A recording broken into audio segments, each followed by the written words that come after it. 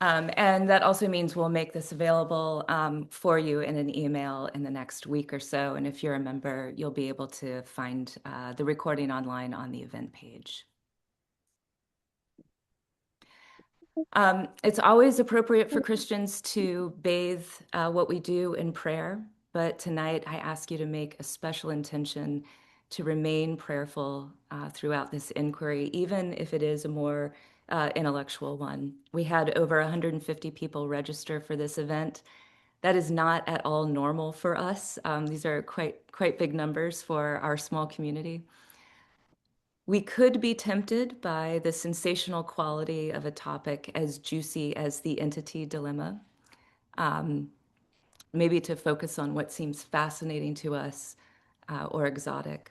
Instead, I'd like to invite us into a posture of faithfulness above curiosity, and to simply ask the questions, what does it mean to care for souls given encounters with entities, however we understand them? And that they're possible during a psychedelic experience. And how can we live more deeply into our Christian faith, including the parts of it we may have dismissed or ignored, so that we can experience the full breadth of the gospel? Our guest tonight is Brian Macallan, who is an honorary research associate at the University of Divinity in Melbourne. His research interests are in the areas of practical theology, process theology, Henri Bergson, and psychedelics. He also holds a ministry role within Churches of Christ and is currently undertaking a Master of Counseling.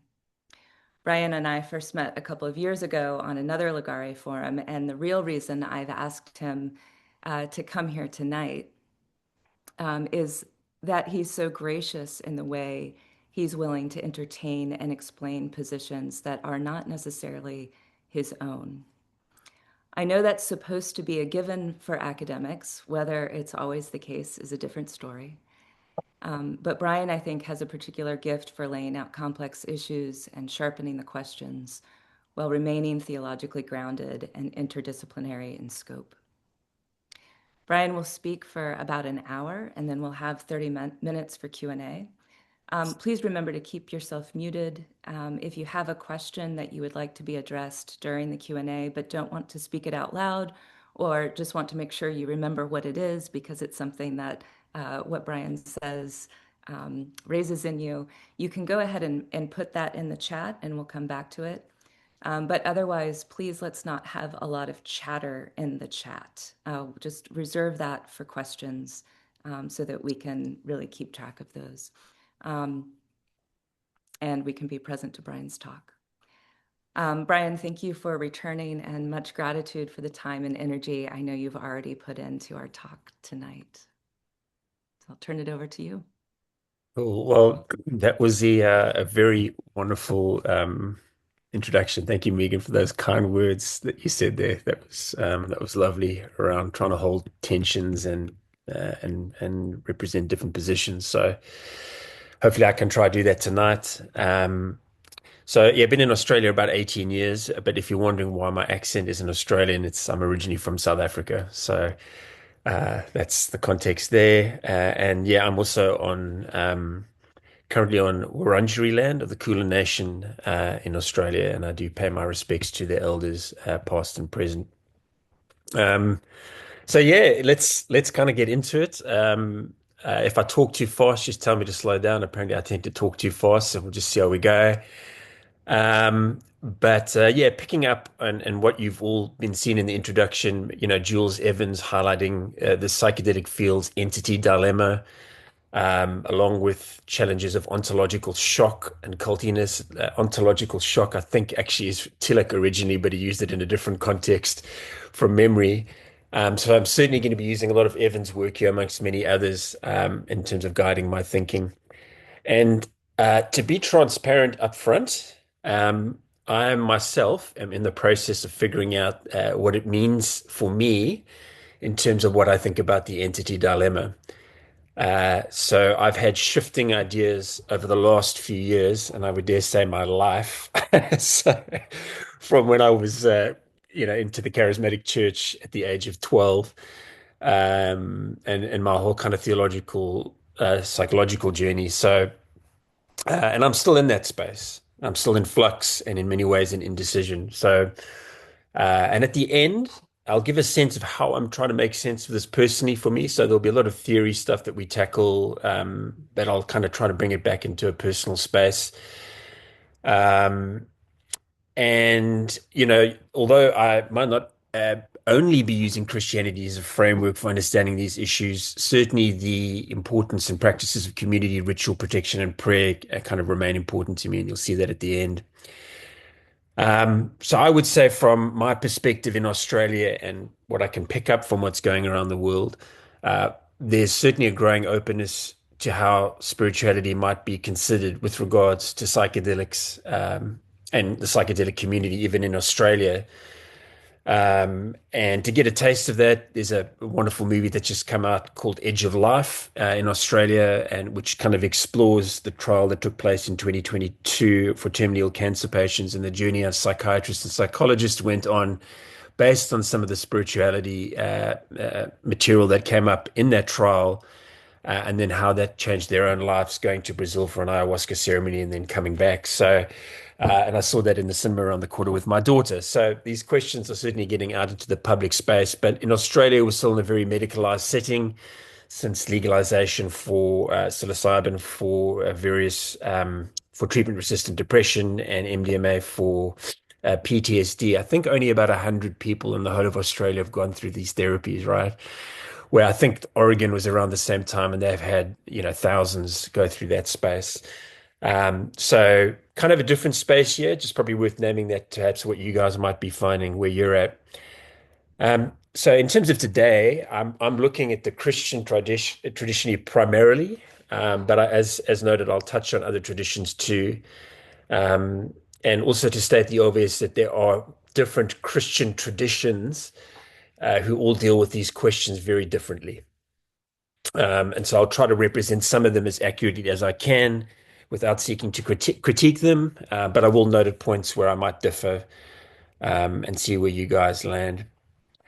So I've cut this talk down 3 times now. So if I don't touch on areas that are important to you, please bring that into the discussion as to what aspects of the Christian tradition has been most helpful to you when we get to that point. I absolutely do not have a monopoly on truth. So we even know what truth is. So, with that in mind, let's keep going. Let's get going. So, the entity dilemma, I think, refers to how we understand and deal with entities that people often report encountering in psychedelic and spiritual experiences, right?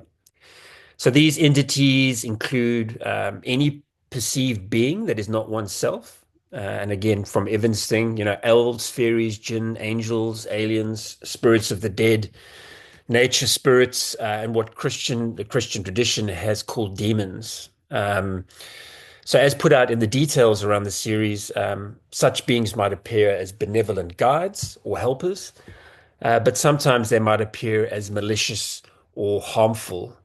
The dilemma is very real. Even as psychedelic therapy goes mainstream, many participants describe vivid encounters with otherworldly beings, which raises difficult questions for researchers, clinicians in that space, and of course, spiritual caregivers. So, how should we respond to someone who sincerely believes that they met a spirit or a demon during a psychedelic session? As people of faith, how do we make sense of these reports in light of Christian theology and spirituality? So, in terms of the groundwork session today, I'm going to attempt to set the stage by surveying kind of different frameworks for understanding entities and reflecting on some of the resources for the Christian tradition, although that'll be unpacked in sessions to come. So, key questions that we'll explore, just to let you know we're going: are these entities human souls or non-human spirits? How can one discern the difference? Are they truly evil beings that must be cast out? Or could some be wounded presences in need of healing? Do such entities exist independently of us, or are they manifestations of our own psyche? So we'll also consider whether the recent focus on entities has led to hysteria, or paranoia in some circles. So by examining kind of popular perspectives and Christian theological insights, the aim will be to find, hopefully, a compassionate and wise path to engage with the entity dilemma in care of souls.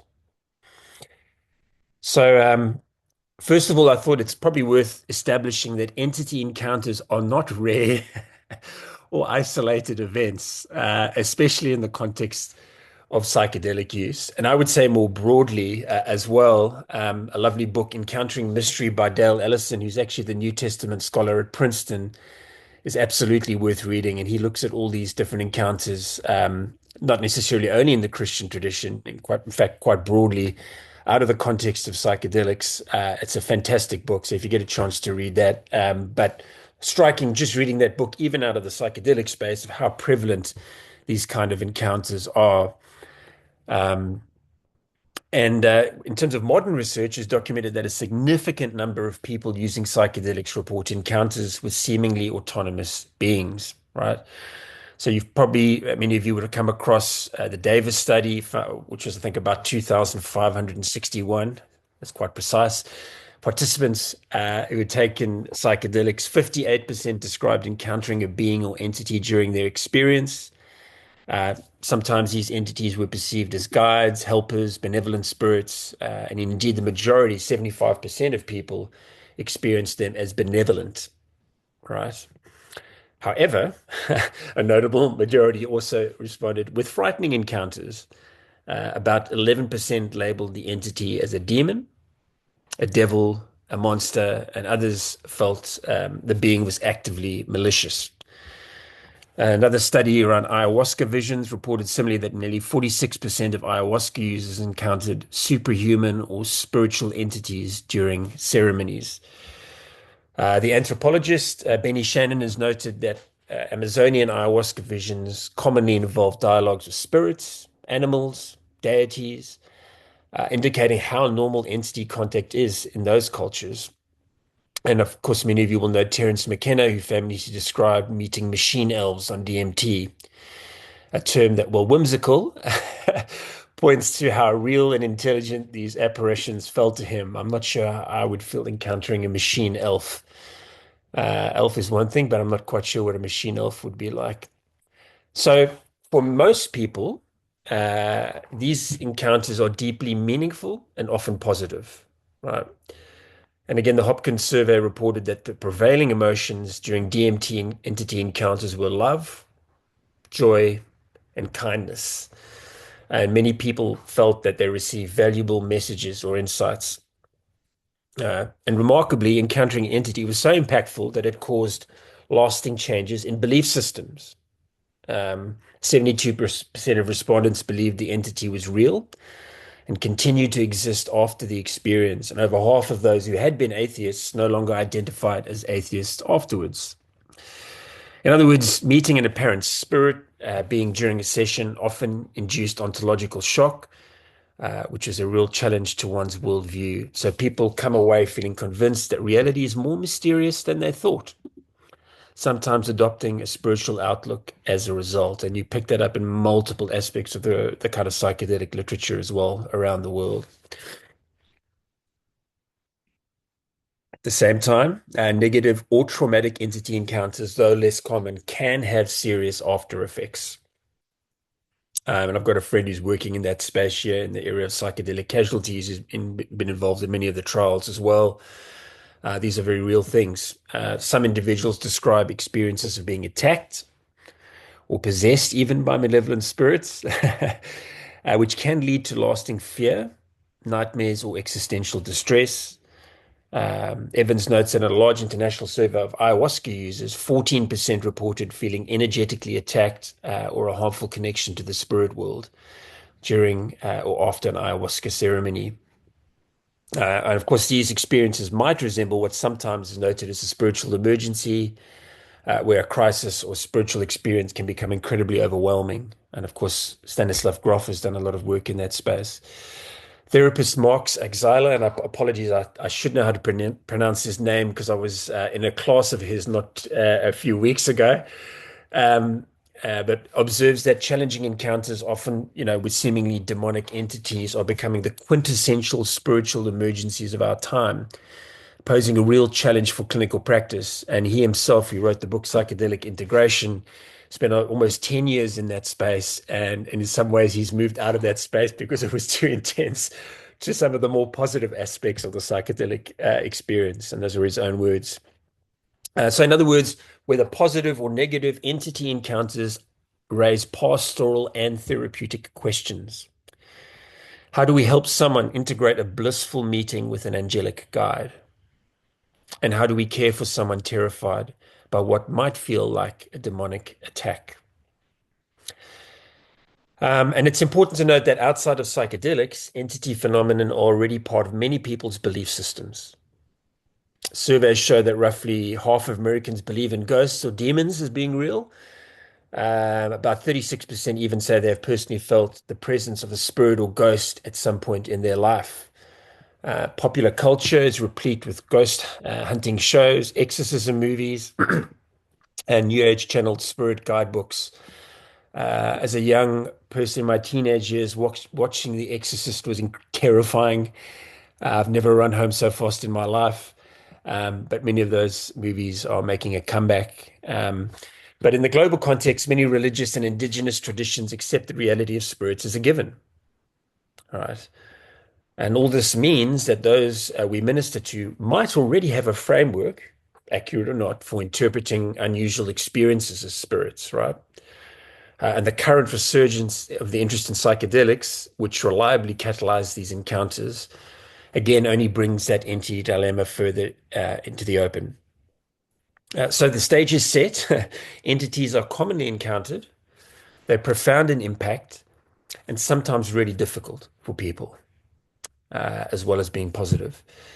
Ignoring the phenomena is no longer a viable option. And hence, I think Lagari being very brave moving into the space and also just the interest that in terms of so many people signing up for today's session and the series. But we can't ignore it because, for many reasons, but at a minimum, lest we leave people isolated in confusion and suffering, right? But openly addressing it again raises complex issues. So to proceed, I'm going to try and survey some.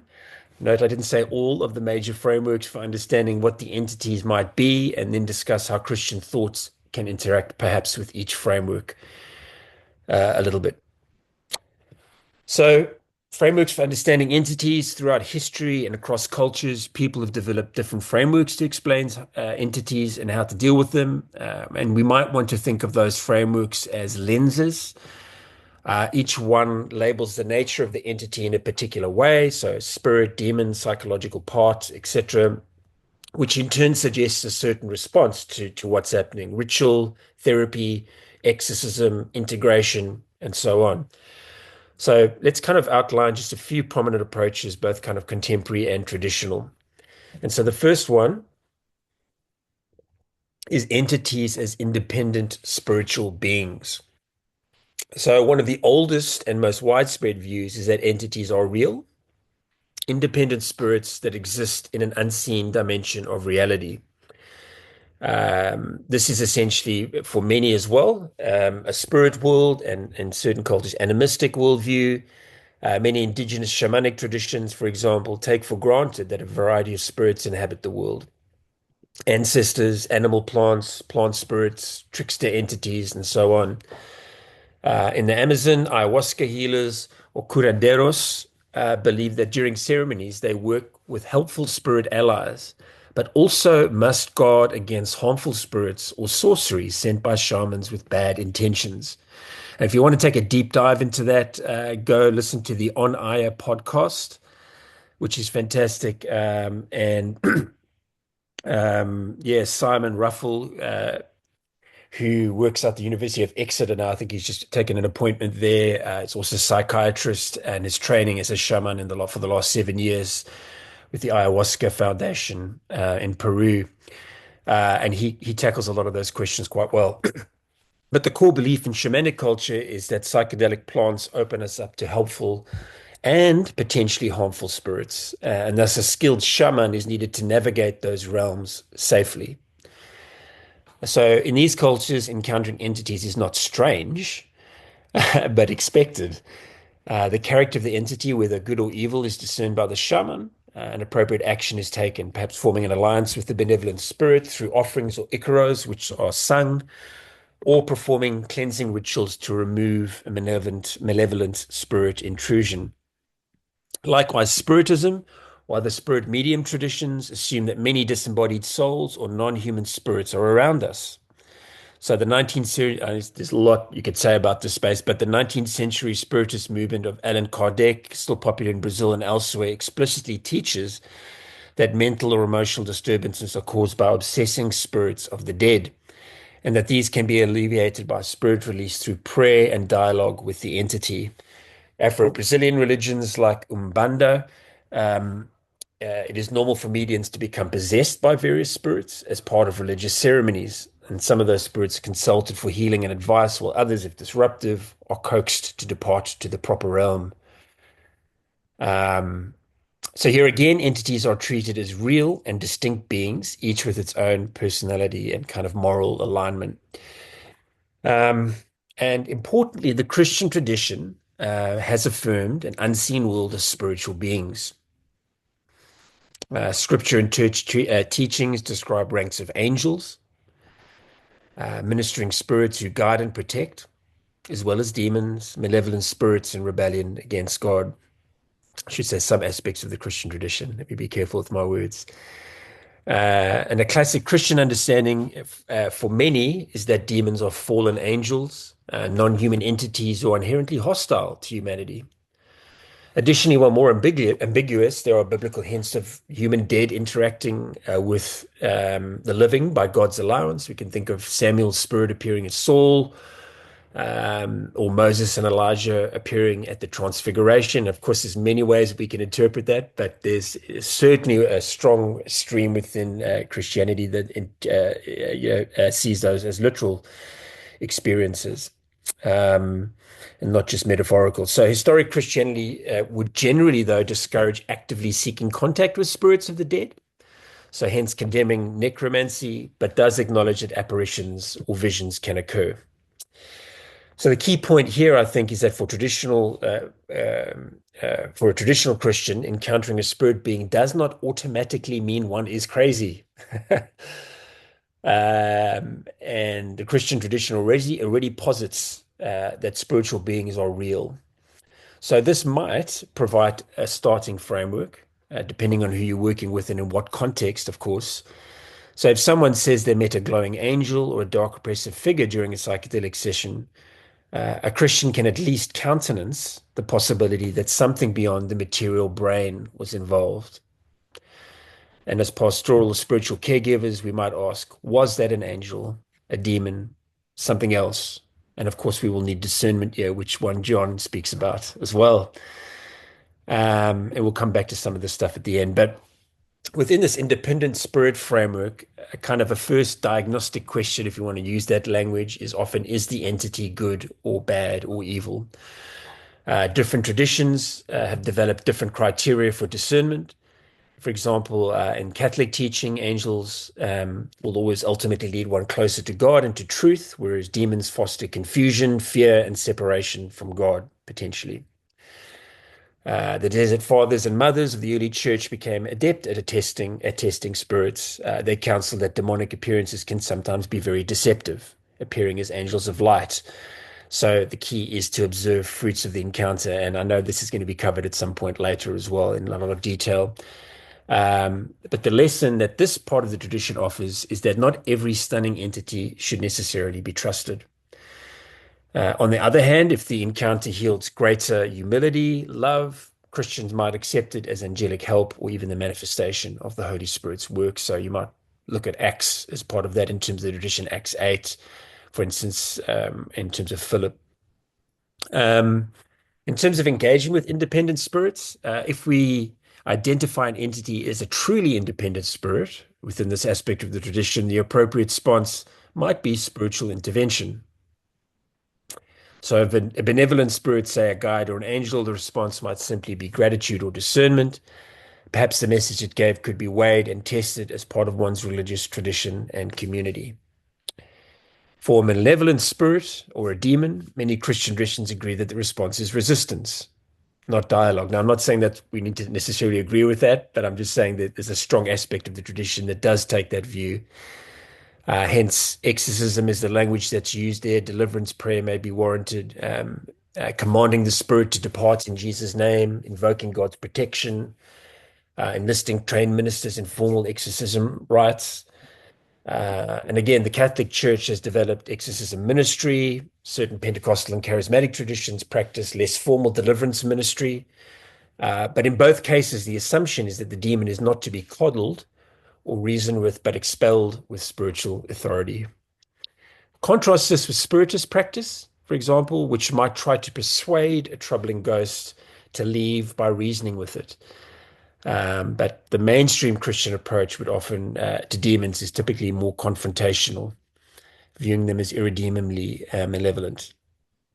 So before kind of moving on to other frameworks, it's worth noticing a pastoral advantage of acknowledging the reality of independent spirits.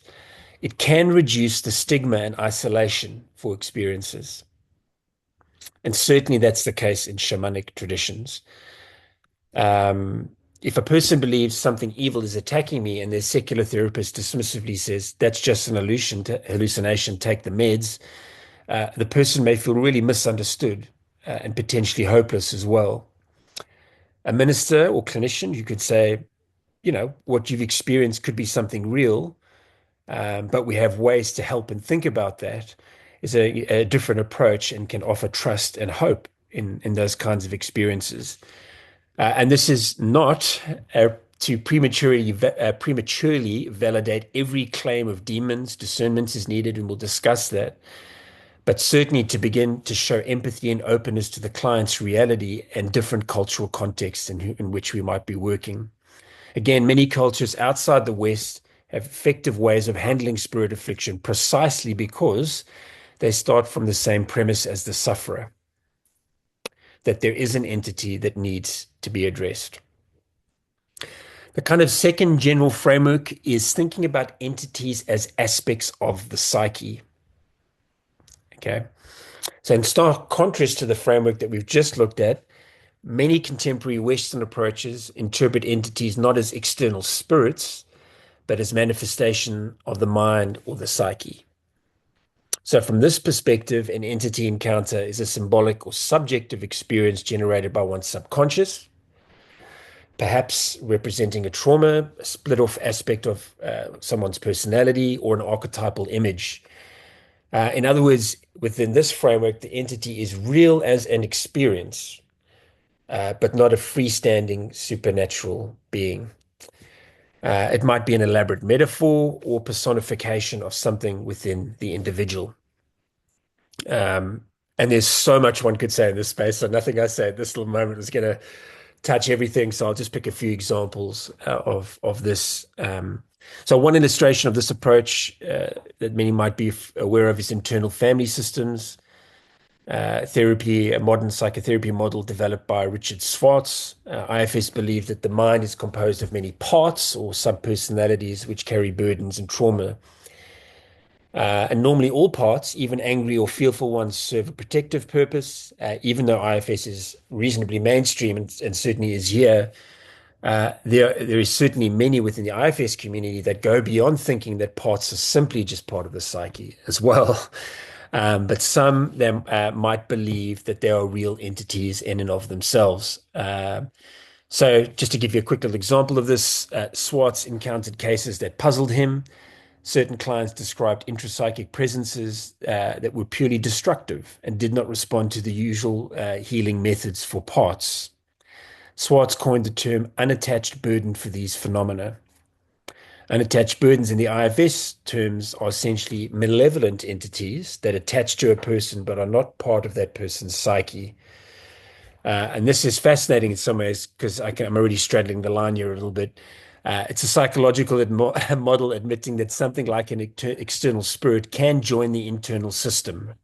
So IFS therapists have developed gentle spiritual release techniques to help such an entity detach and move along to wherever it needs to go without treating it exactly like a demon in the religious sense that we've looked at.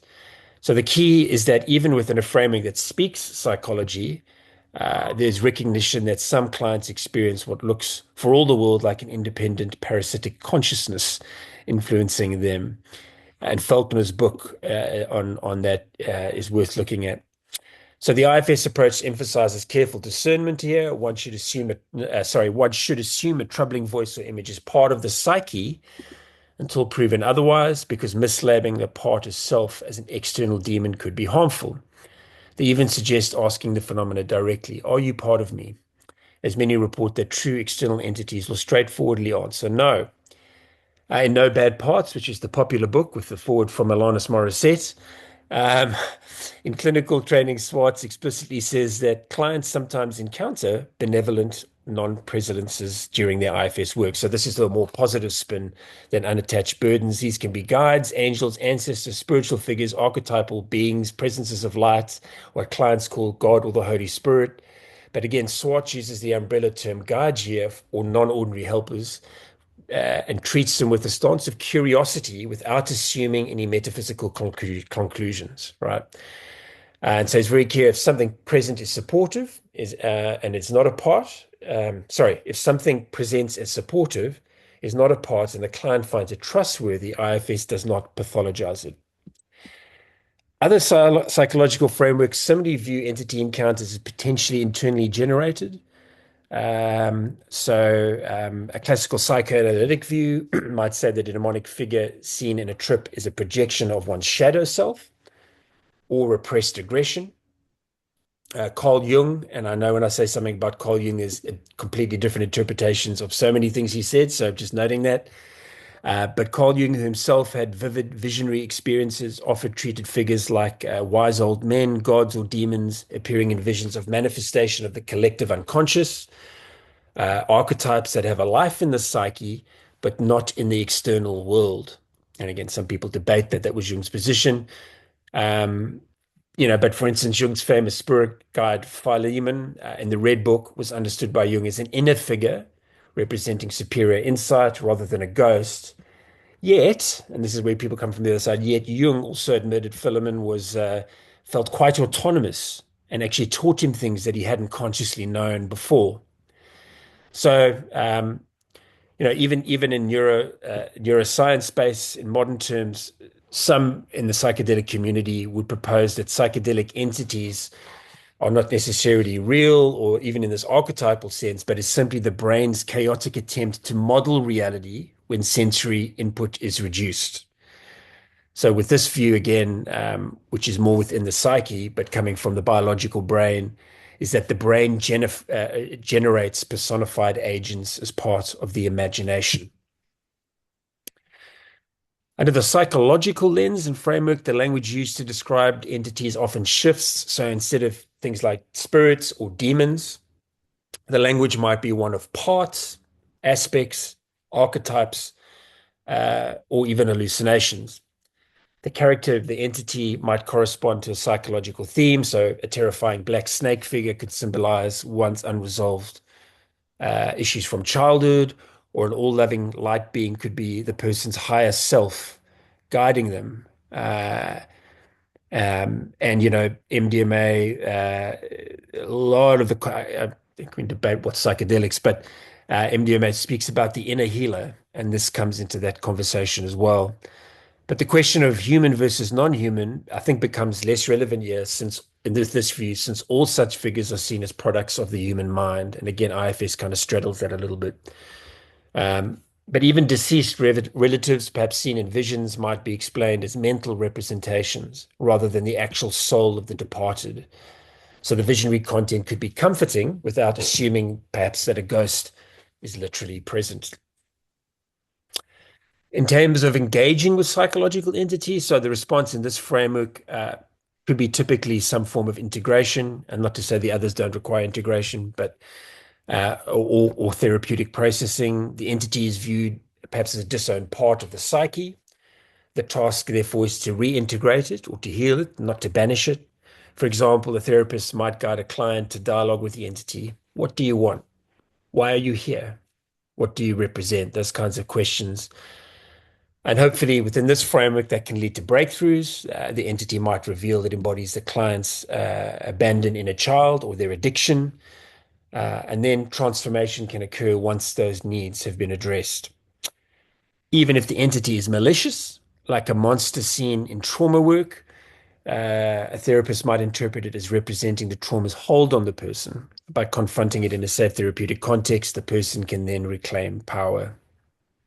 And the different techniques depending on which therapeutic tradition you come from or spiritual tradition, Gestalt, Jung active imaginations, where one treats the entity as a psychological symbol and works with imagination towards healing in that space.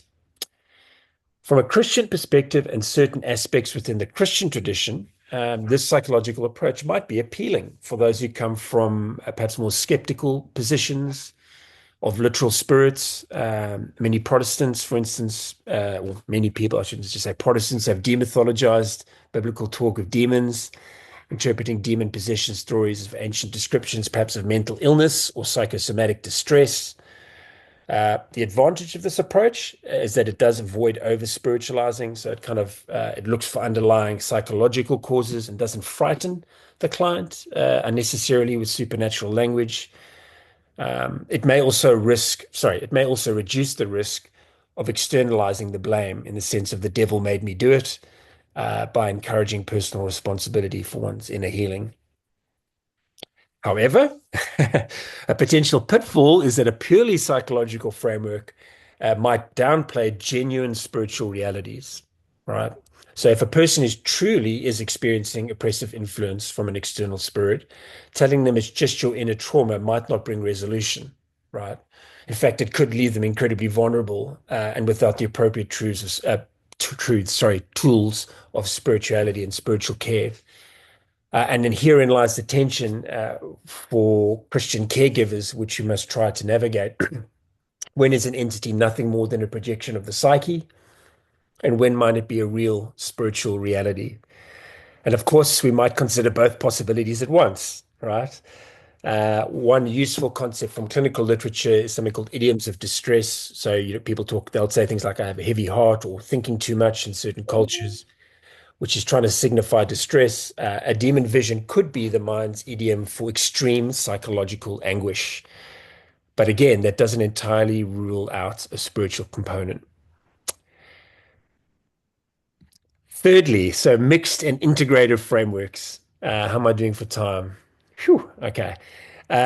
So between the polarities of all spirits are real versus it's all in your head, there are various integrative views. So these frameworks accept that some entities might be genuine. However, some might be symbolic, right? So, or that the line between out there and in here is rather blurry. So, for example, transpersonal psychology will often speak about a porous mind or extended consciousness model. And as an aside, the assumption being that on psychedelics, sometimes one might have more direct access to these states of porous mind, etc. But in this view, it's possible that we tap into collective archetypes or thought forms that have an existence of their own in the psyche or a spiritual plane. So the entity could be partly a construction of the person's mind and partly an independent force that they've connected with in an altered state, right? So some have compared this to encountering a program in the cloud. It's not exactly just in your local brain, but you access it through your consciousness, is the kind of idea here. So, psychedelic researchers like David Luke and others who've investigated DMT entities have even entertained theories ranging from interdimensional beings to Jungian archetypes without settling the kind of question definitively. From a Christian theological perspective, or from one Christian theological perspective or aspect, an integrated stance might draw on concepts like the principalities and powers described by Paul in Ephesians, right? Theologian Walter Wink suggested that powers might have both spiritual reality and a manifestation in human structures, right? For example, the evil entity could be at once a demonic spirit and personification of systemic evil. Of course, C.S. Lewis, Screw Tape Letters, anybody read that in their younger days or still reading it, portrayed demons as tempters whispering in our thoughts, which we might experience as internal urges. So thus, demonic influence or negative influences can operate through kind of psychological and structural channels. So perhaps being open here to these kinds of questions and flexibility might be the key. being open to all different kind of explanatory models. We might reduce the chance of what's known as type 1 or type 2 errors in discernment, so false positives or false negatives regarding spirits. So if one assumes that everything is a demon, they might try to exercise a psychological trauma, which might traumatize the person further. If they assume that nothing is a demon, they might counsel and medicate a person where genuine spiritual wrestling is going on and raging. So I think integrative thinkers might suggest humility. We don't know exactly what entities are. Science hasn't settled it. Even theology leaves some mysteries open. So we care for the person's whole being in the moment within the context in which we find him, her, or they, addressing spiritual, mental, uh, and physical dimensions. Indeed, ethics codes in psychology and counseling, and depending on which guild you are part of here today, will actively suggest will have their own ways of thinking about these issues. But many actively suggest not forcing one's particular metaphysic onto the client, right? And that's often encoded in the code of ethics, certainly in Australia. It's worth noting that not all entities are negative, obviously, even when viewed as real. Well, I've spoken a lot about demons and malevolent spirits. Many entity encounters, which I also did mention at the beginning, are reported as deeply positive, right? Feeling like communion with the higher being or an angel or even Jesus. So perhaps from a Christian viewpoint, we might interpret the loving, light-filled beings as people meet at DMT as possibly angels in disguise. At least entertain that idea, or at least a signpost towards God or the Spirit. Again, discernment is called for. Christians might want to test even these against our texts and traditions. We wouldn't want to accept everything as an entity just because it feels that way. And Galatians 1 and Paul is something we might want to look at there, which talks about angels speaking false gospels. So there is that within the tradition. That being said, the many reports of encounters full of love and guidance raise the question, could God be reaching people through unexpected means? Some Christian psychedelic explorers think so, pointing out that the Holy Spirit is ultimately the guide into truth, and perhaps sometimes the Spirit may use incredible and imaginary intermediary forms to communicate. Again, this is speculative, but it resonates with how in Scripture God sometimes sent angels or spoke through visions to guide people. So, key questions, and I'll try to go through this quickly. Key questions and Christian reflections. So, having kind of outlined just three frameworks very broadly and way too generally, these are the kind of key questions that we might want to think about and bring some Christian reflection to each one. Question one, are these entities human or non-human, and how would one discern either way? And again, some of this will be has been reflected in the discussion of frameworks, but this kind of question asks whether a given entity might be a spirit of a deceased human, so a ghost or an ancestor, or a non-human spirit, right, such as an angel, demon, or nature spirit. Different frameworks would answer this differently, right?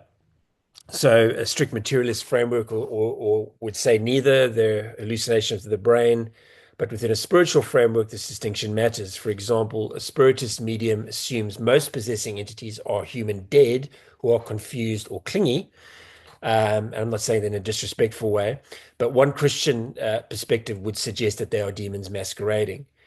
Um, and in terms of the Christian tradition on human versus non-human spirits, Christianity traditionally teaches that human souls after death do not generally linger on earth, right? I'm not saying all parts of the Christian tradition, but many parts of it.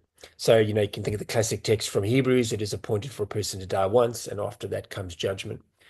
So this has led many theologians within the Christian church, to conclude that ghosts, if they are either rare exceptions by God's allowance, perhaps souls in purgatory seeking prayer in a Catholic understanding, or they are demons impersonating the dead to deceive the living. And actually, this is the view of Augustine, expressing doubt that souls return. On the other hand, popular piety in various times has allowed for ghosts, right? So, for instance, there are medieval Christian ghost stories where a soul in torment appears asking for masses to be said for them. And the Catholic Church today is actually cautious. It doesn't rule out that God might permit a departed soul to appear, as Moses and Elijah did, depending again how you interpret that. But it urges extreme caution with anything claiming to be a dead person, because the fear being that it might be demonic. In discernment, a Christian might rely on several clues, right? The content of communication, does this being encourage you towards Christ, or in other language, towards wholeness and ethical justice, or does it distract? We might ask questions as to fruits, which our tradition is helpful with, I think. Peace versus fear. And again, fear sometimes can lead you to a positive space too. But if someone in a psychedelic session sees their grandmother's spirit and receives comforting words, one might tentatively accept it as consolation from God, especially if it aligns with truth and produces good fruit. If they see their grandmother's spirit, but it starts saying bizarre or harmful things, this could raise kind of flags of caution. Um, some charismatic Christians claim a spiritual gift of discerning spirits. As a 12-year-old, I thought I had all of those things, and I thought I had the gift of discerning spirits. I'm not sure that was the case. But in practice, that might mean that one has an intuitive or visionary ability to see the nature or even identify an entity, right? And within the charismatic tradition, that's it's still there for many within the charismatic tradition, I should say. The average caregiver might not have that level of insight, but can still pray for guidance and use scriptural principles, right? So discernment practices, I think, could become particularly important in integration phases. I would suggest specifically with those within the Christian tradition and other religious traditions. From a clinical perspective, this question can also be handled delicately and should be. If a patient insists, I am haunted by a dead person's ghost, a therapist need not immediately challenge that belief. Instead, explore what the ghost is saying or doing. Sometimes the content reveals whether it functions like a fragmented part of the brain. So, for example, the ghost voices the patient's own self-loathing or seems independent. Again, IFS therapists, as noted, even ask the entity what it is. And again, remarkably, the founder of IFS recounts cases where the entity outright said that it was not part of the person and respectfully invited leave to a healing light. It did so, resulting in relief for the client's symptoms. So this suggests, at least in some instances, that what presents as Uncle Joe's ghost or a random spirit might indeed be something separate that can be guided away without needing to identify its exact taxonomy. So that's a big chunk of a sentence there. Question two, are entities, evil beings needed to be cast out or wounded beings in need of healing? And that kind of picks up on that last sense. And I think this question touches on our attitude and approach depending on where we come from. Do we treat an encountered entity as an enemy to be vanquished, or as a suffering being to be healed or helped, or just psychological? So the answer may differ, again, depending on one's framework and the specifics on one's encounter. In parts of Christian scripture, the default stance towards demonic spirits is often combative. Just that's there. There are unclean spirits that Jesus casts away with authority. You see that in Mark 1. There tends to be very little indication that demons can be rehabilitated or healed. Their fate is assumed to be aligned with Satan and ultimately judgment. And again, Matthew 25. Uh, Therefore, Christian historical practice on the whole has been to expel or bind evil spirits and not to minister inner healing to them. And this is known often as the warfare model, demon as intruder, a virus that needs to be eradicated and not counseled.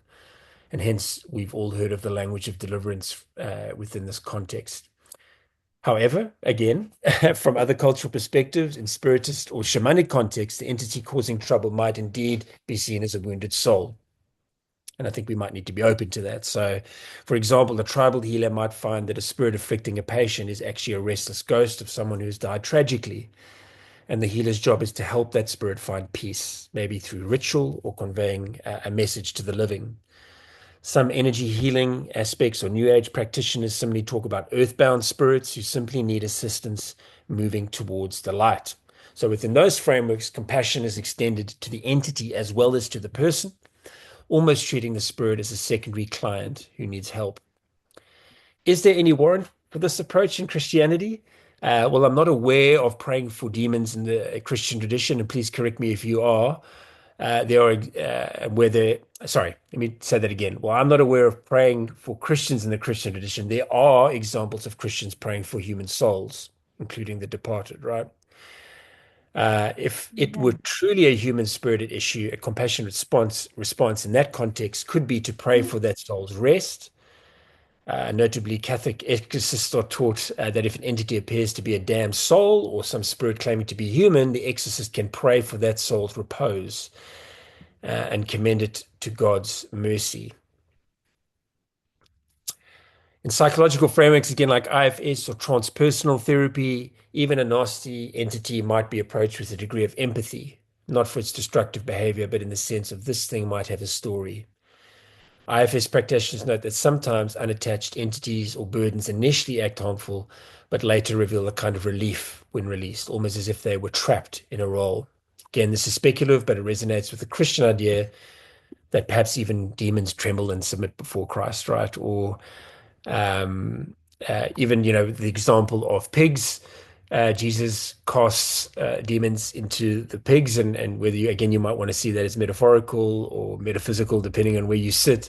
But some say, well, that was kind of merciful, sending them to the pigs. I think it's a bit of a stretch to see that as compassion, but does show, I suppose, Jesus didn't banish those entities into nothingness on the spot. Third question, we're getting there towards the end. Megan, how am I do for time? We've got it. Yeah, okay.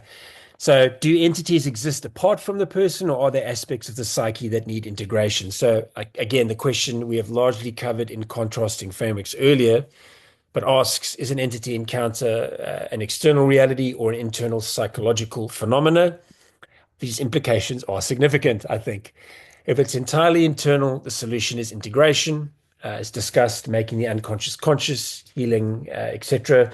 If it's external, the solution might be removal or relational, rightly relating neighborly to a good spirit, right? I'll say something a little bit about that at the end. From a Christian metaphysical standpoint, the answer could be sometimes one, sometimes the other, or both. And again, I think the Christian tradition has tended to affirm the existence of spirits independent of humans, angels, demons. It has also acknowledged the reality of the human psyche, though, with all its complexity. Even the desert monks of the fourth century, who absolutely believed in demons and other spirits, recognized that many temptations and disturbing visions actually arise from within the self, right? From one's own passions and thoughts. In modern terms, a person might create their own demons through guilt, fear, addiction, and which then takes on a life of their own in their imagination. I think depending on where one sits with these, different pastoral approach might be needed in that space. Again, it might not always be clear cut, right? One or the other. Consider the example. If you're sticking to the tradition, King Saul, after rebelling against God, is said to be tormented by an evil spirit from the Lord, right? So, was this a demon attacking him externally, or depressive, paranoid darkness that fell over his mind internally? The text might imply both and. So, David's harp might soothe Saul, psychological calming, yet the root cause is some kind of spiritual dynamic at play. And so, hence, in these kind of situations, we often see a tangle of psychological or spiritual factors. Hence, I would think and suggest that it's wise to address the whole person. And again, for the purpose of the groundwork session, one key takeaway might be we should neither naively assume every entity is all in your head, nor leap to assuming it's completely separate. I would suggest is worth something to consider. But as Evans has said, this area forces us to confront the limits of our worldview too. Perhaps reality is such that psyche and spirit will intermingle in ways we don't yet fully grasp, and hence humility and careful discernment, often with a team rather than alone, are our allies in this sense. Um, and the fourth question, I think this is the last one, I can't quite remember. Has new attention to entities fostered a hysteria that sees them everywhere? All right. And this is important caution whenever topics like demons or spirits and angels and entities become trendy, there's a risk of over attribution, right? Seeing an entity behind every problem or every unusual experience we have. And historically, there have been indeed waves of what we might call spiritual hysteria or moral panic. Does anyone remember the satanic panic of the 1980s and 90s? Yeah. That was my world. Sorry about that. And it's a sobering recent example. You know, many people became convinced that clandestine satanic cults and demons were behind widespread child abuse, murder, heavy metal music. Geez, it took me a long time to listen to heavy metal music as I got older. Dungeons and Dragons, etc. Right? And in the process, a lot of harm was done. People were accused. Real psychological issues were sometimes misdiagnosed as ritual abuse and possession. And I think this kind of paranoia can severely damage credibility in lives. So, in the context of psychedelics, I, careful with my language, we might avoid swinging from ignoring entities to obsessing over them. Sorry, we must avoid swinging from ignoring entities to obsessing over them. And I think the Christian tradition can be incredibly helpful. The religious tradition can be incredibly helpful, as this is something that we've tried to do. Evans notes the current industry tendency is actually to downplay entity encounters publicly, fearing the talk of spirits will derail legitimacy. And that is absolutely true in this context. I'm not sure what it's like in your context. When you talk to people who are doing this stuff, when you see what's coming on the outside, it's a very different thing, right? Noting that this was true with IFS as well in its early days. Unattached burdens you didn't hear anything about until it's become mainstream accredited within our systems here and I think within the US too. And now people are quite willing to talk about unattached burdens. But the legitimacy question was there too. And that wasn't in a psychedelic sense. Among spiritual circles, there is a growing fascination with the topic. Some users may start attributing any difficult emotion to some entity I picked up in a ceremony. I've heard that, which actually could become a form of spiritual bypass, if those familiar with those terms. So, avoiding personal responsibility by blaming an outside spirit for one's troubles. And that could even go with positive experiences and not actually confronting the deep pain that we need to confront in our lives and the relational changes and conflict that we might have to engage in towards healing.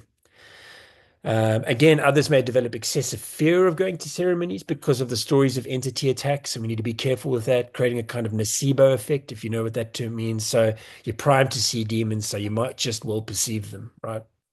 So we can guard against hysteria. A few safeguards can help.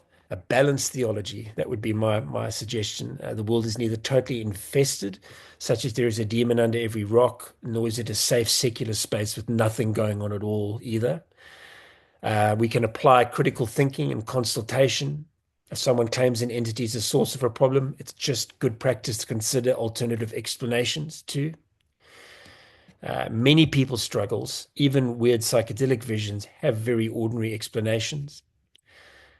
In terms of Christian resources for addressing the entity dilemma, and this whole series will cover so much of that, but despite the diversity of beliefs among Christian denominations regarding the spiritual world, I think the Christian faith does offer rich resources, right, for understanding and responding to the entity dilemma in life-giving ways. And hopefully I've touched on some of that, and many of that will be explored as part of the series. But Scripture can be a guiding revelation. The Bible provides narratives and teachings that can help frame our understanding of spirits.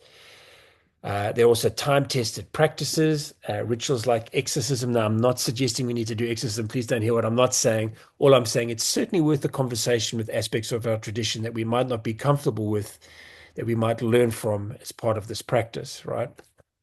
Um, and we can draw on many of these traditions by incorporating appropriate practices of deliverance and protection without embracing all aspects of the tradition too. So it's a critical engagement with the Christian tradition.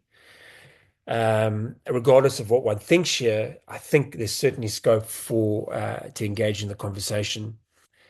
Many Protestants who wouldn't necessarily use the term exorcism actually still practice prayer ministry for those troubled by demonic influence, prayer counseling, healing prayers, those kinds of things. The charismatic tradition, I think, which we'll get to, speaks about warfare, bondage, territorial spirits, some of which must be approached with discernment, but can also contain really useful insights about prayer and fasting, etc.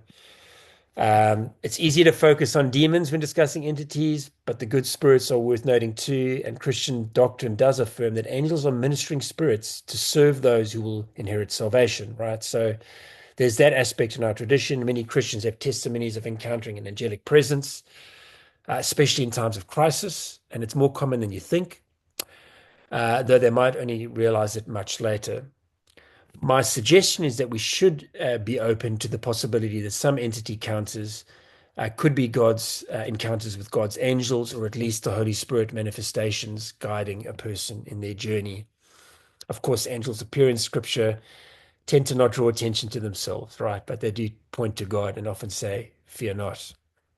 Comment on neighborliness, and I'll just make my personal comment really quickly. The prompt for the series, might we come to a more neighborly relationship with those beings who wish us well? And it's a fascinating idea, and keen to see where that goes.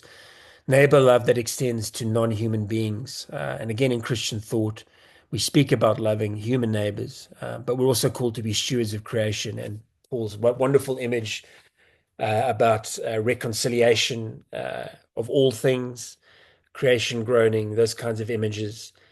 And if someone routinely interacts with what they perceive as nature spirits or ancestral spirits in their cultural context, we can learn from those approaches too. Now, I said I'd make a final comment on my own journey with this. It won't take long, Megan. I think it'll take 3, 4 minutes in time. But a psychedelic experience that I had a while back. And one of the things I wasn't expecting was to experience a reclining white Ganesha within the Hindu tradition coming towards me, um, and an experience in more detail with Ganesha. Um, and that led me on a journey about 3 years ago, which I'm still on, in terms of how I think about entities and engagement with entities and whether they're real or not. I'm also, in light of some of those experiences and others not involving psychedelics, open to the fact that conscious entities might be present in trees and animals too. And if you want a little scientific way into that, read the Light Eaters, which is a fantastic book on uh, plant intelligence, the latest science at the moment. So if you're not yet going to conscious entities, you will be amazed at what actually is going on in the plant world in terms of consciousness at a minimum. So I've become open to that. Dale Ellison has challenged me about malevolent spirits, which is something I'm still working through. That's not something I've generally held to. The evil presence at the side of the bed is a well-known part of traditions. And when my daughter's boyfriend, who doesn't come from a Christian tradition, speaks about some of these experiences, that makes me curious as well. So my tentative position is that entities are probably real, right? And I think the Christian tradition has some important resources here to help, but again, so do other traditions, and we need to learn as much as we can. Uh, my worry, and again, I can't speak for your context, is that the psychedelic community tends to be outside of a lot of religious and spiritual traditions. And my sense is that there's a potential problem there. That would be my view. And I think the Christian tradition offers community, it offers rituals, it offers prayer, it notes the importance of discernment when it comes to entities. It actually has practices and processes to deal with these entities that might be incredibly useful for many within the psychedelic community. A conversation not just with indigenous traditions, but with Christian and other religious ones as well, I think are important. Again, my own view is that entities are likely real. Others might be archetypes of the collective unconsciousness, or both, right? Following my own positive experience, I sought to integrate my encounter of the image of Ganesha or the reality of Ganesha. I began a journey of interreligious dialogue with the Hindu tradition. Again, the Christian tradition has got a long history of this. With a psychologist, I try to integrate the experience. Um, and I still say, in terms of some of the negative aspects, there's a weariness with me I've noticed when it comes to the medicine as well, a deep respect that I might not have had initially that is making me cautious. And that's from a spiritual perspective on the one hand.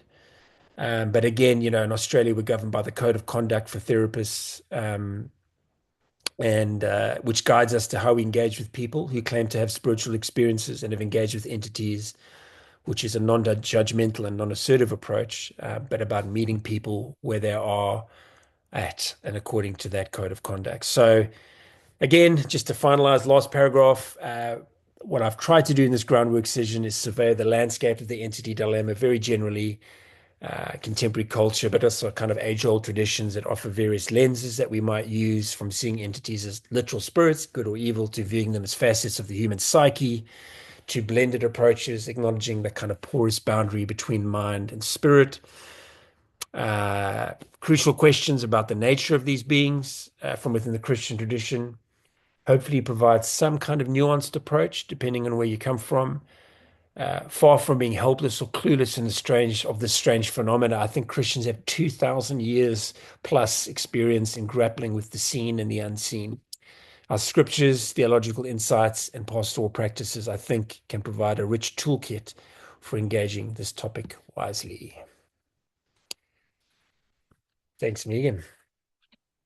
Brian, thank you so Thanks. much. I know how difficult it is to try to cover vast territory when you know there are exceptions and other ways of thinking about it. Yeah, And you've done just a really lovely job of helping us get a big picture, which is really necessary if we're going to be able to walk through the rest of this series in yeah, a coherent way. So thank you for that. And thank you yep. as well for adding some of your personal experience at the end Hmm. and helping us along the way to feel into your ambivalence and hesitancy where there is some, and Yeah, just modeling, holding lightly um, how we think about things.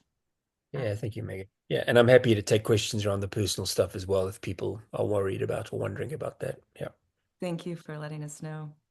yeah, I want to say one more thing and then we'll get to questions. sure. The other thing uh, am so glad you brought up was the satanic panic. Okay, Had I saw not you nodding. had not thought of folding that in, but uh, it's come up recently. I don't know if you're familiar with this, but there's a treatment facility here in the US that focuses on eating disorders in adolescents, which Okay. has recently come under um, huge investigation and a lot of fire for um, their ISF based Hmm. model. IFS based, are they? Wow. Okay. IFS-based eating disorder facility for adolescents. Already there's a million problems with that, but Yeah. uh, but there became a culture at this treatment facility of false memory, recovered memory Yeah. issues being raised, Yeah. Wow. that leading to just horrific um, challenges within these families who are already struggling with a child with an eating Mm. disorder. And, you know, these were not Christians, these are folks practicing Yeah.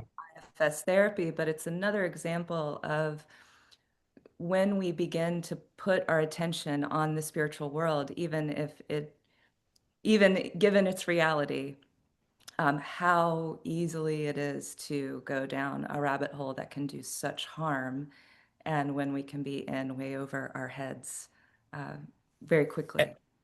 And I think that's kind of where that kind of, and again, the concern that many within the psychedelic community, and you know, IFS space as well, potentially is, uh, can be, well, my experience, I should say, let me be careful, very disconnected from any kind of spiritual or religious community that has this enormous tradition of engaging with these kinds of questions. We've had to wrestle with our own questions of accountability, legal frameworks, all these different kinds of things. So yeah, I hadn't heard of that. Um, yeah, curious. Yeah. Yeah, and I Mm. don't want anyone here to hear this as, you know, and therefore IFS is, you know, it can be an incredibly I helpful think IFS can be incredibly helpful. Absolutely. yeah, but just important for us to see that one, we're not the only ones who have had an aspect of our tradition become incredibly misguided and derailed by this. And then maybe to get curious about, well, you know, what are those similarities between the Satanic Panic of the 80s and, you know, what we might Mm. be seeing with IFS now? Yeah. Um, Yeah. Gross. there's something to explore further there. I'm looking for a scholar who will take that up. It's not my Yeah. job, but I would love to understand a little bit more. Okay, let's go to some questions in the chat. And for those of you who have already typed questions, you're free to either raise your hand and then you can speak those questions or share them, or I will read them. And if you don't have a typed question, you're also free to raise your digital hand, and we'll take questions in order. I'll go ahead and start with John's. This is John Davidson. In retrospect, my experience with ayahuasca, mescaline, and psilocybin would suggest that each of these medicines not only has its own distinct personality, but is also an entity in its own right. I have had many Mm, archetypal encounters, but the notion that such appearances mirror a recognized archetypal figure doesn't mean that the particular archetype does not represent an entity in its own right. Thoughts on these perspectives?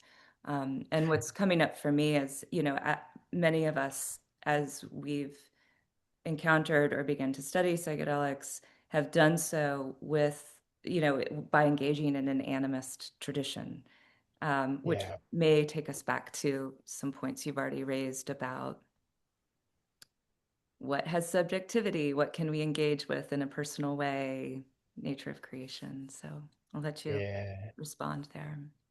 yeah. I mean, so again, I'm just going to respond from my perspective, my current thinking on that, and obviously anything I say, is yeah. Let me stop giving so many disclaimers. First of all, I agree with you. I think the different plants, whether it's ayahuasca, psilocybin, uh, peyote, mescaline, those kinds of things.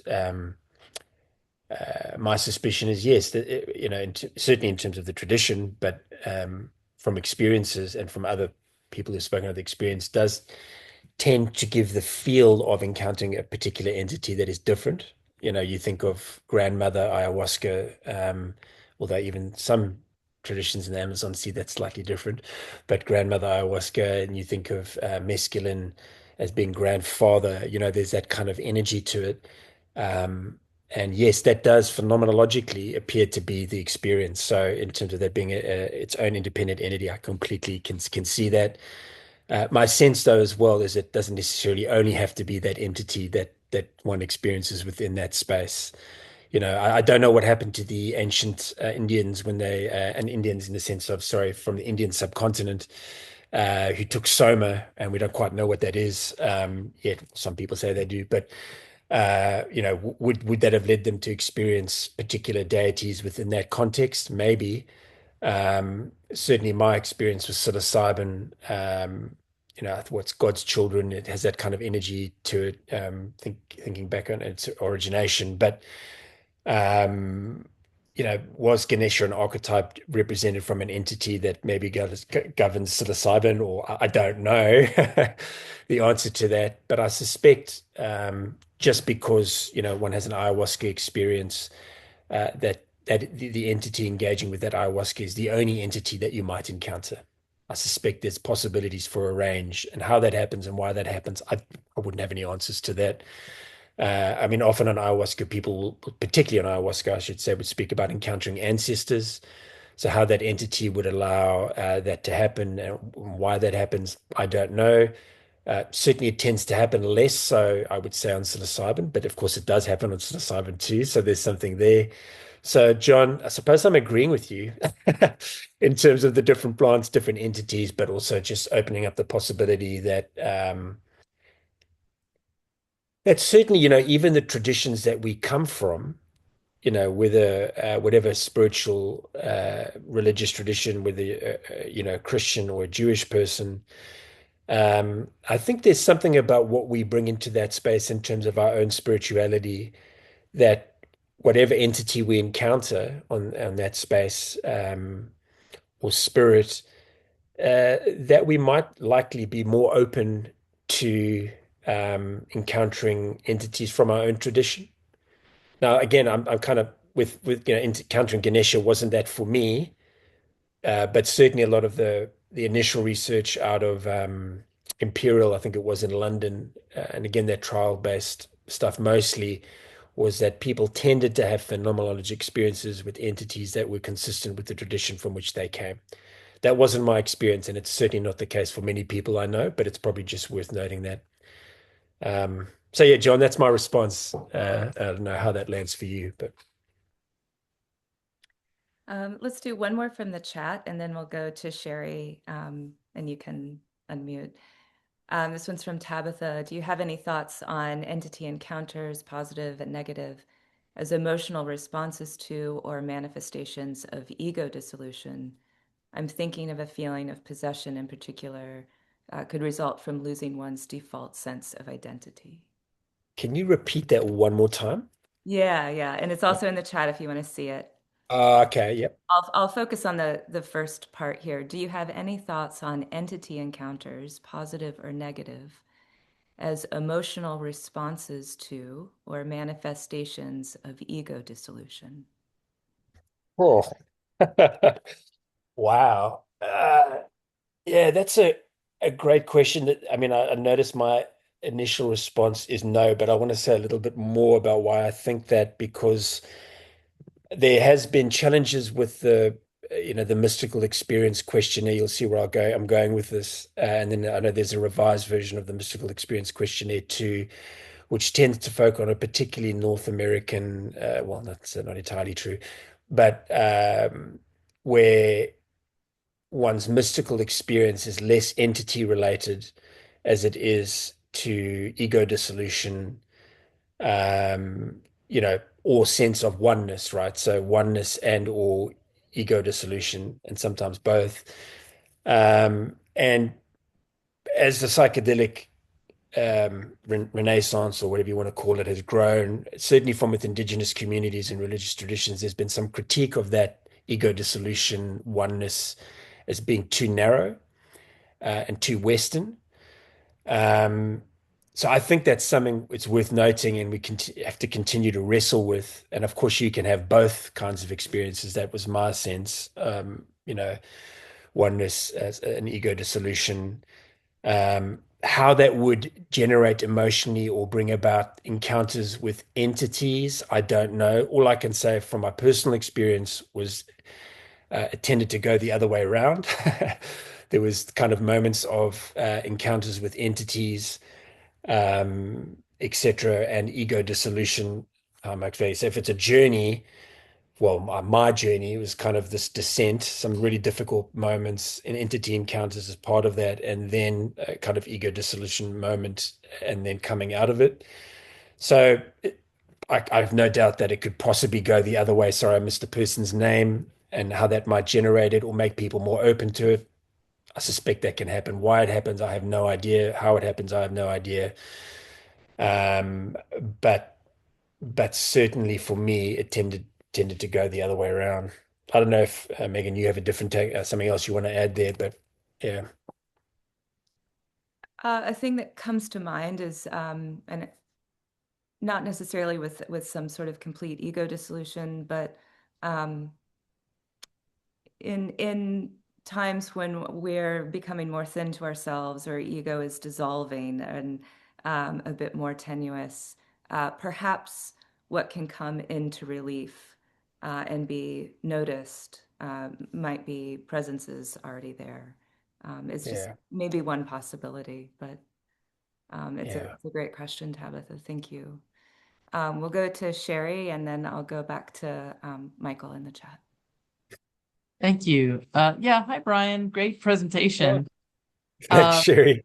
and I'm a fellow process theologian and was a Yeah, doctoral student of Philip Clayton. I saw you did an article about his work. yeah. I've had some contact with Philip over the years, and in fact, you might not remember, but we had an email exchange about 3 years ago, and you sent me your book, which I was incredibly Oh, grateful for. And I yeah, thought I thought I had been in touch with you.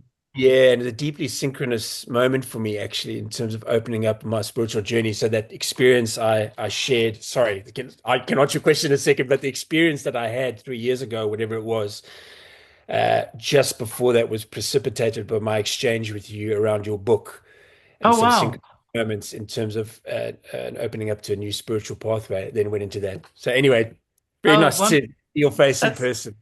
Well, I'd love to have more conversation another time, but Mm. yeah, my question was, has there been any work around comparing it, the possibility of encountering entities, especially negative experiences, and whether or not someone has done a lot of inner work prior to their psychedelic journey? Because like I've done two journeys, psilocybin journeys, both very, very positive. No entities, nothing outside myself encountered at all, even though I sort of was seeking I wanted to like meet God and stuff like that.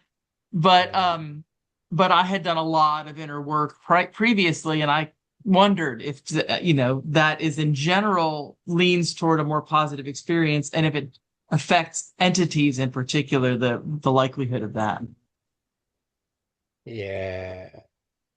So short answer is I don't know if there's been a lot of work done on that space. Others might. There's so much coming out now. I got something the other day. It's like 130 papers in a month on psychedelic stuff coming out. It's really hard to keep up. So there might be work. So I apologize. I don't actually know. Intuitively, or let me say this. I know here in Australia, there tends to be real caution about not of taking people into trials who have not done some form of therapeutic practice over a long period of time. My sense is the assumption there is that it might be a much more difficult experience for those individuals, opening up a whole inner world without tools and language. Of course, you have your prep, into, dosing, integration space, and all that. So I think intuitively there's awareness of that. Yes, in terms of positive experiences. In terms of entity encounters, I just don't know, Sherry. I mean, what would your gut feel be on that?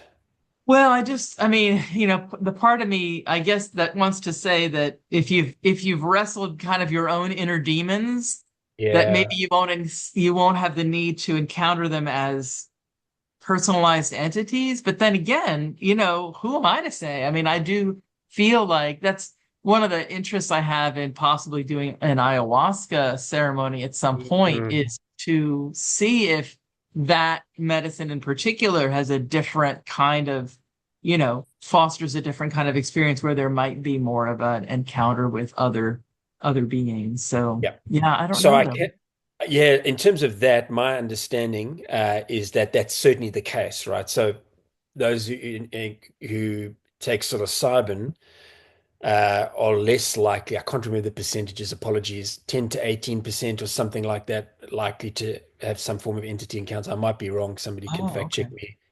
But with DMT and ayahuasca, that goes up into the 50s. Okay. There is something about those types of medicines that I think allow those kinds of experiences more. And the same with ego dissolution, far more likely to happen on DMT or 5-MeO DMT than psilocybin. So I think the different medicines do speak to that. Yeah, interesting. Thank you. Yeah. Thanks, Sherry. That was also Michael's question. So Okay. I'm going to go to Annette's. And then Jeff also, I think, claimed that he had a question about sort of, well, actually, no, let me check in, Brian. Yeah. You talk about the psychedelic community maybe not being outside religious community. And I wonder if you want to say anything Yeah. more about the challenges of that. Yeah. Yeah. Thank you. So let me kind of split that in the sense of there's the psychedelic underground community and people that take psychedelics, and then there's the kind of professional practice around psychedelics and psychedelic research in Australia. Um, and so to speak to the kind of obviously with this renaissance is so again, let me just make it about this context here in Australia. There's perhaps more people engaging with underground psychedelic use than there has been in the past. And in conversations with those kinds of people, many who haven't come from a spiritual tradition at all in Australia has got it way less than you guys in terms of a history with Christianity, etc., like that. The numbers are very different. People will have kind of entity encounters, mystical experiences, uh, in small groups, etc., etc., but don't have any community to make sense of those experiences. And I suppose that's would be a concern for many, particularly if it's a negative one. But even if it's a positive one, there can be a lot of spiritual bypassing that happens in that space. And hence there's no communal gatherings where people, sorry, there's less communal gatherings than in traditional community contexts where people come together to talk about the kinds of experiences they have and don't have kind of ritual containers to make sense of that. Now, that's not the case with everyone, but that's my experience. So that's the kind of underground space. The professional space, again, is a very, very cautious space. It's so regulated here by the Therapeutic Goods Administration. You need a psychiatrist in that space as well when dosing's taking place and those kinds of things. Um, so my encounter, you probably have. No, I think it would be fair to say that for many of those people engaging in those space, certainly as therapists, psychologists, psychiatrists, many of them don't have religious communities that they work out of and work from, right?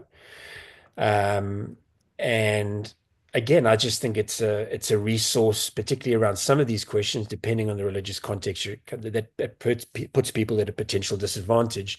I know what's happening here now is there's certainly a call for people who have gone through these trials or treatments to form groups and communities afterwards because of the real worry around people being left on their own in light of those experiences. Um, Again, but those communities, I'm sure, would be open to certain religions and practices, but there's no tradition that has tended to ground those spaces. So I don't know if I'm answering your question as much as that's the feeling tone of it and what I'm seeing uh, and noting. So there's a big turn here to go, what are indigenous communities? So we go to, many people would go to Peru and then come back. And that container can hold that experience quite well in terms of the tradition, etc. But when you come back, how do you navigate that outside of that religious tradition? And I think that's where Christianity can actually be incredibly helpful if we can figure that out because of 2,000 years of believing not dissimilar things to some of those indigenous communities, just from a different perspective. And so, how can we leverage and work with that to create communities? And I know that's part of what Agora is doing in that to help with that space. So, that's my initial response. Yeah, I just want to add, I know a handful of underground facilitators, and they will regularly say, we need religious communities to show up. We can't handle Yeah, everything that is necessary after a journey. yeah, We need communities, and not everything can be on this fee for service model, and not everything can be professionalized, nor should it yeah, be. Uh, yeah, there is a sentiment there, that there's a real desire from the therapeutic world, whether they say that out loud or not, that they yeah, wish they had some place to send people. yeah, Um, absolutely. yeah. And then a question we might ask is, instead of thinking about prep as this like 3 or 4 meetings you have before a Mm. journey, I think we just call that spiritual formation in the church. Mm. What would what Mm. would lifelong spiritual formation in Christian community look like, starting from how we are with our children, that would either prepare someone for a psychedelic journey should they need or want one, um, or yeah, I would say should they need one or should they want one, right? Like if you come to a Yeah, place where it would be a really helpful way to heal, are we preparing yeah, people in our own faith formation to be able to do that? yeah, yeah. And I like that lifelong spiritual formation. When you hear about there's a university, Monash University, as a graduate certificate in psychedelic assisted therapy that I've done, and their question is now, what is lifelong integration? Mhm. Yeah. What is lifelong spiritual formation, and what does that look like? Yeah, integration doesn't happen in the 3 to 4 sessions that you have afterwards. If you think that's going to do it, you might be setting yourself up for disappointment. And that seems to be dripping through into the research from what I'm seeing from a distance. That individuals do tend to battle months out from that experience without some sense of community. Yeah. I'm going to ask Annette's question, Rick, and then we'll go to you. So Annette asks, how might apparent encounters with Jesus and or Mary be considered? And is the practice of Ignatian imaginative contemplation a helpful parallel or way of wondering or integration? Wow. Oh, that's a big question. Um, just tell you what I think. Yeah, I mean, in the sense that I'm totally open to the possibility in psychedelic encounters of encountering Jesus, right? I suppose, or the spirit, what that looks like. It doesn't happen to me. It has happened to many others. Um, whether that's literally Jesus appearing to you, whether it's an archetype or those kinds of questions, I'm not sure. It could be both and. My suspicion could be the same with Mary. I'm certainly less anxious than most aspects of the Christian tradition about people who are dead communicating with us. It's just so much of that that I'm finding it hard to simply dismiss that personally. So I'm way more open to that, and hence someone like Mary would perhaps fit that category and potential encounters too. Again, archetype, image that's helpful, literal reality. I don't know. I'm not sure we can actually say, who knows the phenomenological experience of that. Am I open to it? Absolutely. Has it happened with many other people? Yes, it has. That's the experience of that. In terms of the Ignatian tradition and imaginative stuff, I probably don't know enough about that to comment. However, I could imagine it could be incredibly helpful knowing the little bit I do know about those kinds of practices. I dare say it doesn't have to just be the integration phase. It can certainly be the preparation phase too. And if that's certainly part of one's practice, I think it's incredibly helpful. And again, active imagination is often used within a Jungian perspectives. Again, I haven't studied the similarities between the two. Um, but I think it could be incredibly useful along many other forms of therapeutic and spiritual practices in the integration phase as well. And hence, spiritual traditions might add something really unique in that space. Others might have more to add there, but that would be my limited take. All right, Rick. Brian, hello from Birmingham, Hello. but that would be in our parlance, Birmingham, Alabama. Birmingham, Alabama. Nice. Yeah. I haven't been to that part of the States yet, but would love to get there. Well, you're welcome, and I have a room available for you to stay. I'll see you next week. All right, I'm come ahead. joking. I'm joking. I'm joking. Come ahead. I want to join. Brian, I want to join Sherry and say thank you so much for a lovely, lovely, rich, and profound lecture. Thank you That's so kind. much.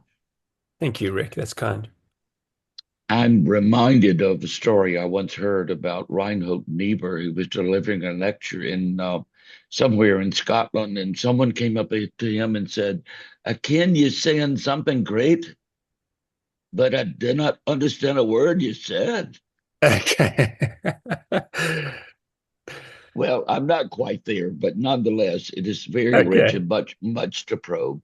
So Yep. here are a couple of thoughts, and Yep. respond if not. One is I kind of have a bit of a problem with the whole thing about um, entity dilemma. It's the word Yep. dilemma that I'm having a problem with.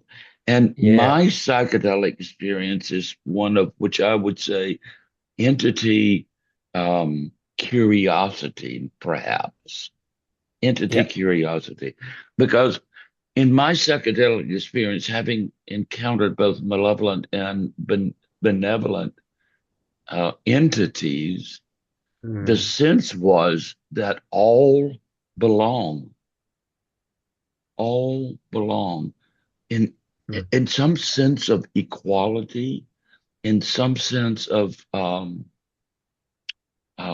of equal contribution. Um, Mm. and then another thing that came to my mind as you were talking about the Christian tradition and its dealing with entities is there. I think it's helpful to think about there is the tradition about Jesus and the tradition of Jesus. Yep. And I would say that the story about the Gerasene demoniac is Yep. part of the tradition about, yeah, about Jesus. And then Jesus's encounter with the woman at the well is more of the tradition of Jesus. I'm not sure what that says, but I think that would be interesting to talk about. So, thanks.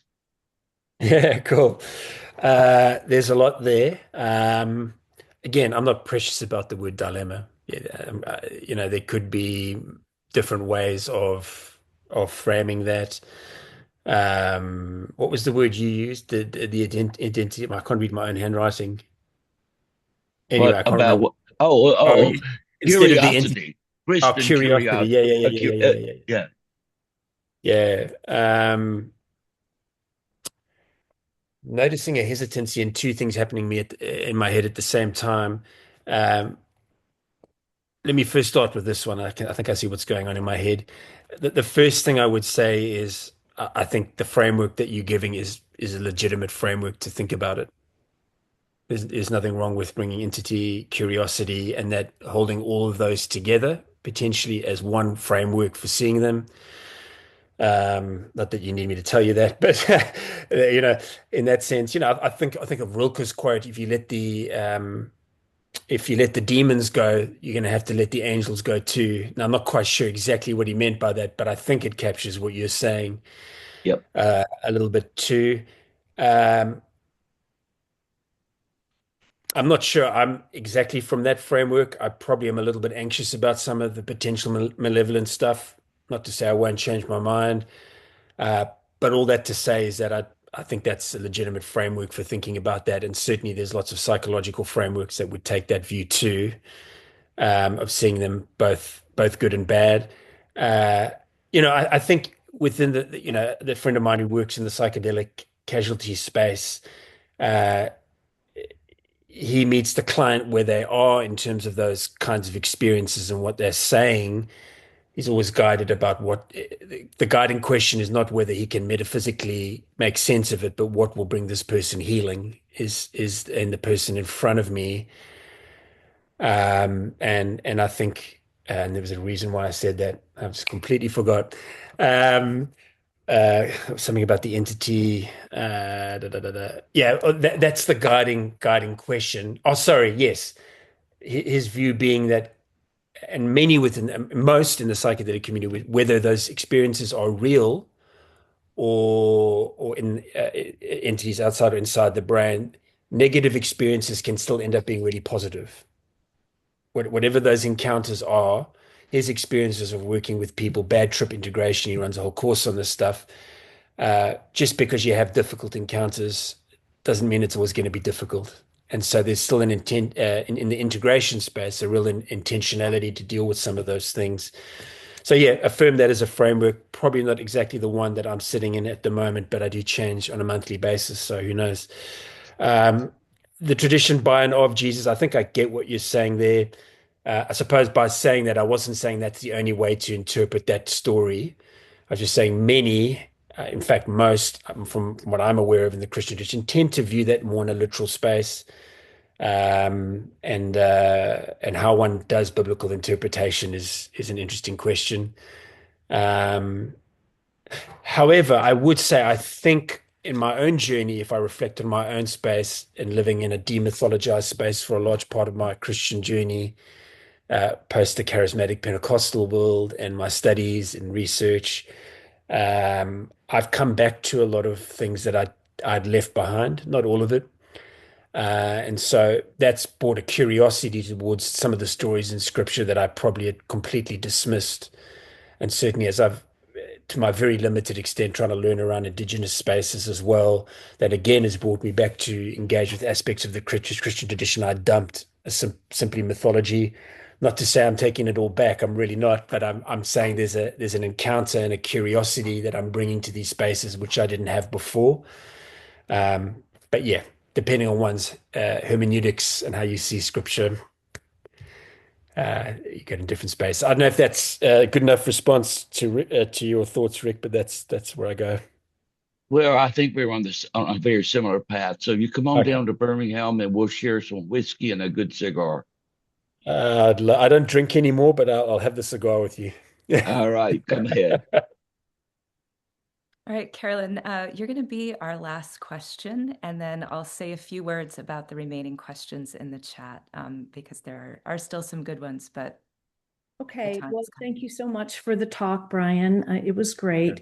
And just based on some of the comments from Michael McNamara and from Sherry King, I wanted to ask if you could provide me with a instructional material that I can use during my prep sessions in Colorado for psilocybin journeys that would discuss the entity, curiosity, or dilemma.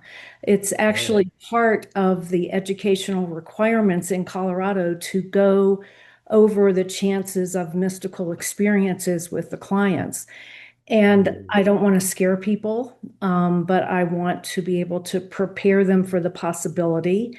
So, what I'm looking for is perhaps some reading material or an example of what you might say to a client during one of their prep sessions about entities. It's great questions.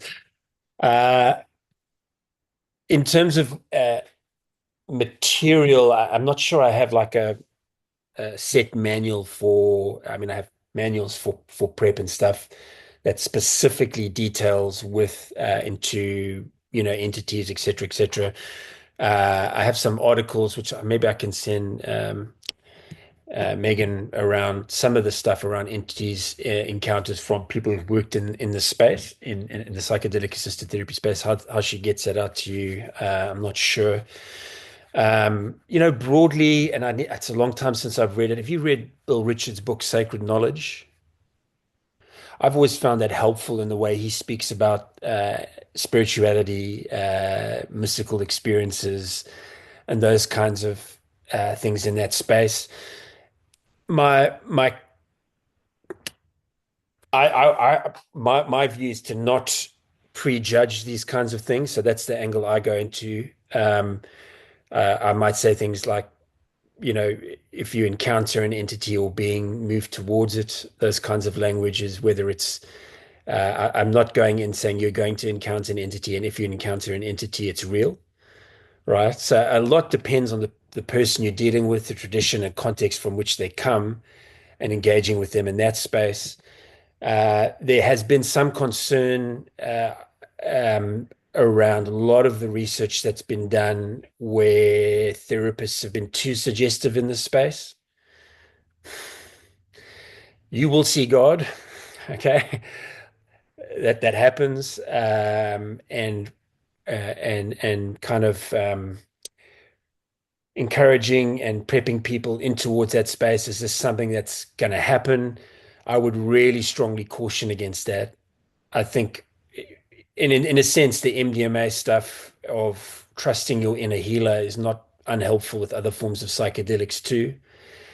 Um, and so it's giving people the confidence in the experiencing, letting them know what might happen and what to do if certain things happen, and that you're there with them when those things happen, seems more important than, you know, half an hour and you might meet Ganesha, and this is what you do. So it's an openness of trusting yourself to move towards that experience and what's happening, rather than putting metaphysical labels over it in that experience, would be my suggestion. And then, of course, in the integration phase, there's the gentle and caring way that you engage with anybody's story and experience and what's happening within the cultural context in which they find themselves. I don't know if I'm just saying a whole lot of words there, Carolyn. Sorry. Um, to the original question, do I have an exact prep manual that speaks about encountering entities? No, I don't. Um, but I can try get some stuff to Megan that might be helpful. Okay, thank you so much. Yep.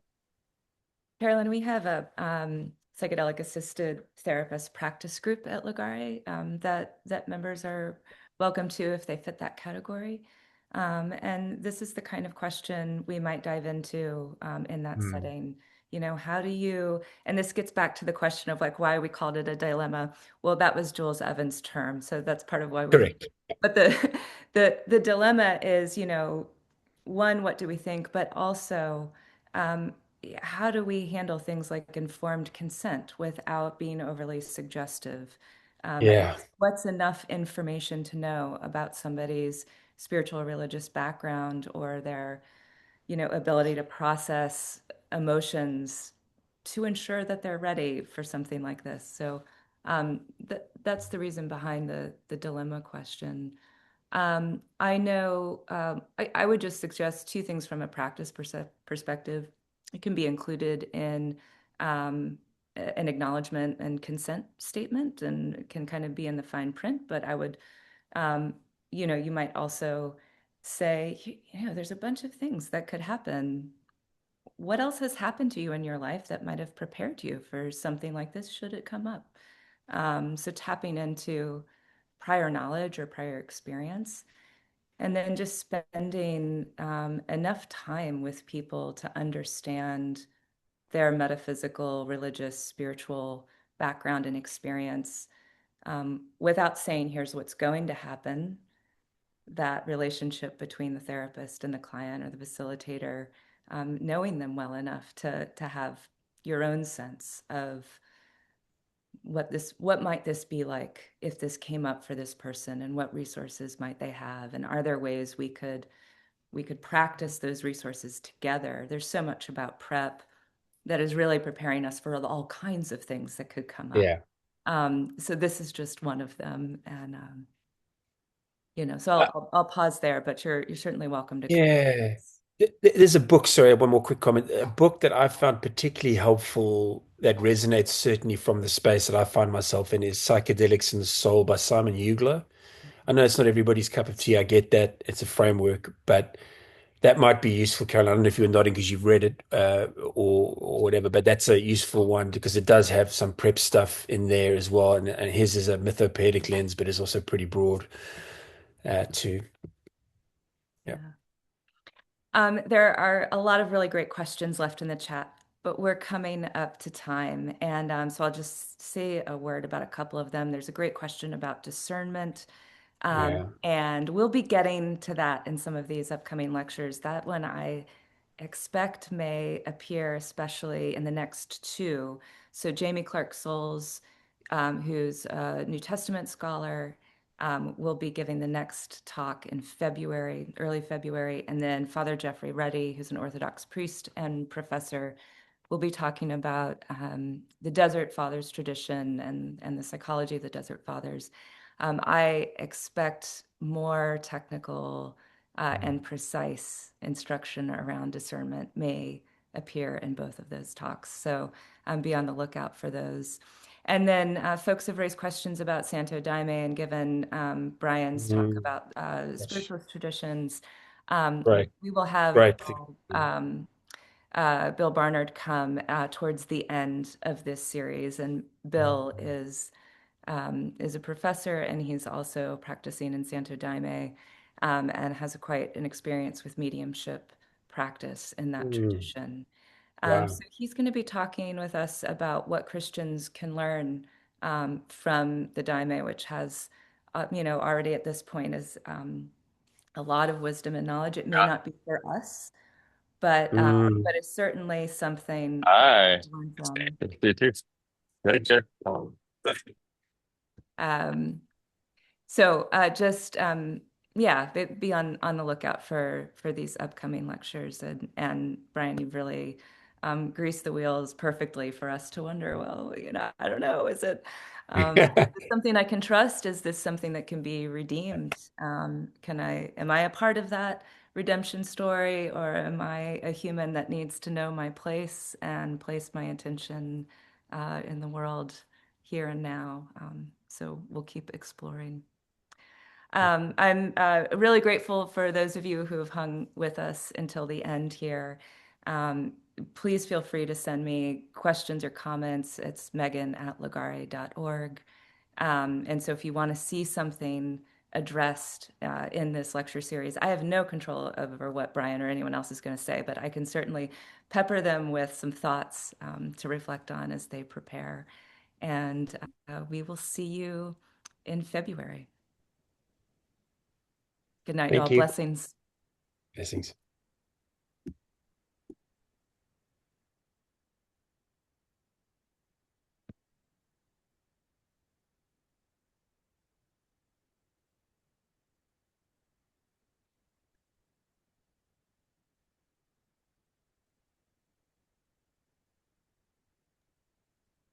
Thank you so much.